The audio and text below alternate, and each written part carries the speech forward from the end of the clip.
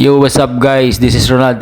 Isa po akong OFW dito sa Dubai. At for this video nga guys, ay kakain tayo dito sa Foodix. This po guys ay located po siya dito sa Satwa. Dito nga po ako madalas mag-chai at kumain ng shawarma. Sa halagang 5 dirham at saka 1 dirham na chai, sulit na talaga ang merienda. Hi, can I order one shawarma and spicy and chai? I mean, You want to eat here or take away? one is takeaway, one is going to eat here. Two. Two Yeah. shawarma. Two shawarma. Okay. One is spicy, one.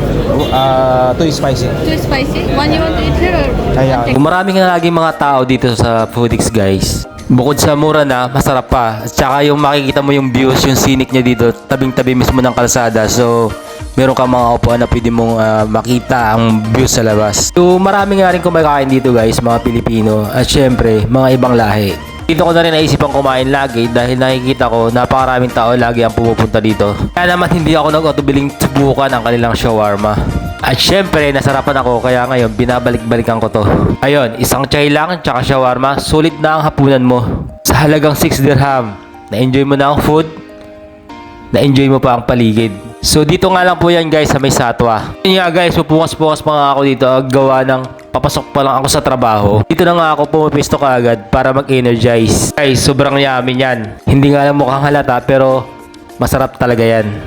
Kaya sa mga kababayan ko dyan na OFW, subukan nyo dito sa Foodix, dito lang sa may Satwa.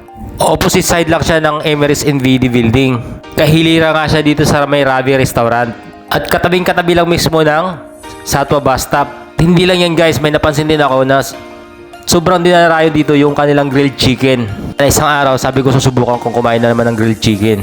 Yan nga guys, sobrang akong in-enjoy ang pagkain ng aking shawarma dito. Ayan, kitang-kita mo naman, pati si ate, natatakam, nasa likod ko. Baka naman gusto lang sumama sa aking video. Basta wala akong pakialam, gusto ko lang kumain ng shawarma. At uminom na napakasarap na chai nila dito. Kung OFW ka, makaka-relate ka talaga sa mga pagkain na to. Ito yung mga menu na for survival para sa aming mga OFW. Lalo na nga kung pizza na de peligro. Dahil paubos na nga ang budget mo. Kaya nako, panigurado. Makakatipid ka talaga sa ganito. Ayun nga guys, hanggang dito na lang ang aking video. At pa-shoutout nga dyan sa aking mga amigo. Kay Almario Amet, Galigo Mex Vlog, Vince Vlog, Bernie Ralios, Aileen Dalanon Rosas, Gina Igat, Milan Ediriza, Mr. Boy, at syempre kay GM nga Vlogs. Kay Ilmar Vista Olivar, shoutout sa inyo guys and see you in our next video. Don't forget to like and follow our page.